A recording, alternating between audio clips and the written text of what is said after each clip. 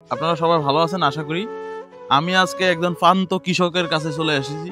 সে সরকার থেকে এই পর্যন্ত কোনো সুযোগ সুবিধা পান নাই। পাইছেন এই পর্যন্ত? থোড়াথাড়ি ভাই বছরে মানে একবার। বছরে একবার।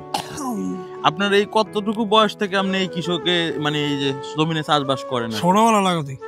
ছোটবেলা লাগাতেই মানে কত বয়স আছে না জানাম আপনি এত ছোটবেলা বলে কতটুকু বয়স থেকে? 50 বছর। এই 50 বছর আপনি মানে চাষবাস করতেছেন। আপনার নিজের মানে জমিনও ছাড়া অন্যের জমিনও নিয়ে টুকটাক করেন। তো কি আপনি চাষ করেন? সব কিছুই চাষ করি। সবকিছু যার নাম আছে না, আপনি কি চাষ করেন নামগুলা বলেন একটু, যারা আমার অডিয়েন্স আছে যারা তারা আলু করি, মরিচ করি, বাদাম করি, সয়াবিন করি, ধান করি। দেখেন উনি আলু, বাদাম, মরিচ, সয়াবিন, এরপরে ধান, মানে আমাদের এই যে নিত্য প্রয়োজনীয় যে জিনিসগুলা উনি সবগুলাই করে। তো ওনার জন্য সরকার থেকে যেই বরাদ্দ থাকে কৃষকের জন্য, বিভিন্ন সরকারি বিভিন্ন ক্যাম্পিং হয়, উনি কিছুই পায় না, এখনো ঠিক মতো সবকিছু পায় না। গত বছর গম পাইছি না, গত বছর গম পাইছি।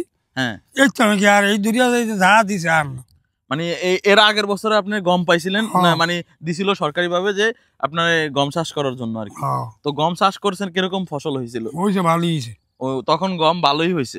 তো এখন এই বছর আপনার এখনো কোনো কিছু পান নাই? না, এই বছর এখনো কিছু পায়নি। তো যারা এই ভিডিওটা দেখবেন, যারা এই যে মানে কৃষি লাইনে যারা অফিসার আছেন, অনেক কৃষি অফিসার আছেন, যারা ভিডিও যদি আপনাদের চোখের সামনে পড়ে থাকে, এই মানুষটি আপনার তো এলাকা হলো কমলনগর, আমাগো কমলনগর 2 নম্বর ওয়ার্ড, সরফলকন 2 নম্বর ওয়ার্ড। উনি প্রান্ত কৃষক, অনেকদিন ধরে এই কৃষি ক্ষেত্রের সাথে জড়িত আছে, 50 বছর। তো ওনার যতটুকু হেল্প দরকার আপনারা আশা করি, আপনারা যারা এই কৃষি অফিসার আছেন অবশ্যই ওনার একটু সহযোগিতা করবেন, যেন উনি সামনের দিকে আরো ভালো চাষবাস করতে পারে।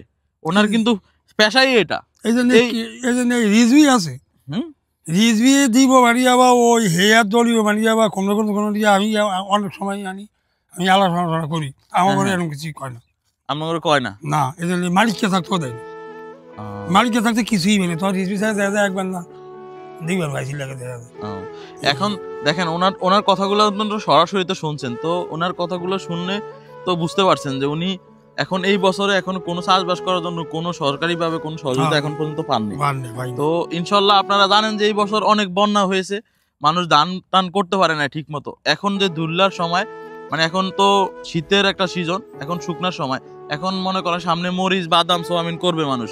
এখন ওনার যদি বীজ দেয় তাহলে তো আপনি করতে পারবেন সুন্দর করে। আলুও তো করছি, আলুও করে সবসময়। দেখেন আমাদের যে নিত্য প্রয়োজনীয় যে খাবারগুলা উনি সবগুলাই করতেছে। তো একজন কৃষক যদি সব খাবার করে তাহলে আমরা জিনিসগুলা আমাদের গ্রাম বাজারে সস্তা মূল্যে পাবো। কৃষি ক্ষেত্রে যদি বন্ধ হয়ে যায় তাহলে আমরা অথেন্টিক পিওর জিনিসগুলা পাবো না। ইনশাল্লাহ আপনারা ভিডিওটা শেয়ার করে দিবেন আর ওনার পাশে দাঁড়াবেন সবাই। আল্লাহ হাফেজ।